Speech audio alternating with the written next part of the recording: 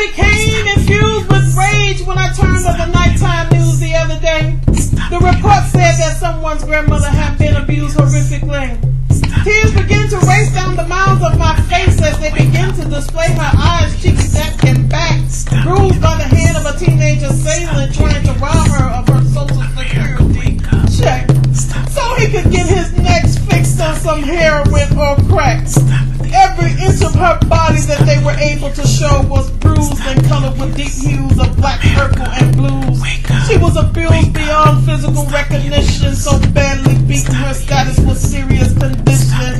And sadly, to add to the madness, she was also sexually abused. This alone made me blow up fuse. I mean, how could someone strike a senior citizen, beat him beyond physical recognition, leave him in serious condition, sexually penetrate them, violating the spirit of history, disrespecting the legacy of our ancestry?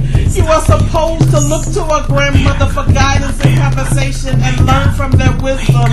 Listen to their stories of our past history and not destroy the hierarchy of the family tree, the sanctity of a bond that is shared with a grandmother by raping her of her innocence and insanity.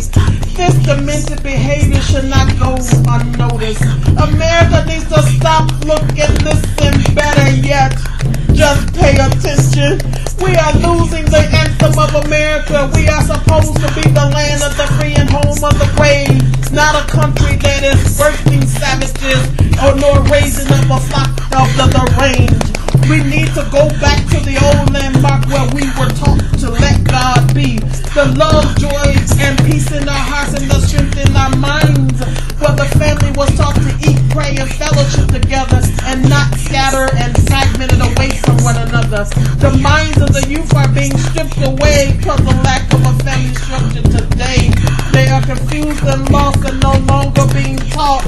The family structure has given up on them. No longer wanted to teach them in the ways that they should go.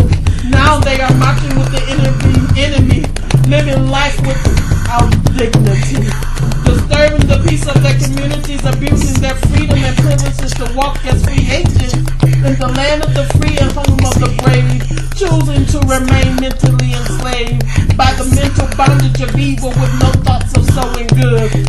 And the only way to stop this cycle, the only way to stop the abuse is to noose evil by the neck and release it to its death. Take back the hearts and the minds of our youth by teaching, leading, and being an example to them. Adapt to change, look back and borrow from the wisdom of our history, our yesterdays, where we appreciated the wholesomeness of life and where we consistently look to the Almighty to lead us and guide us, marching to fight for what was right. And we were obliged to live a righteous life. Change will not be until we bind and destroy the stronghold of the enemy, free the minds of our youth and lead them to a life anew. If we just do our part by being a positive example, joining forces to fight for corrective change, then we can stop the abuse.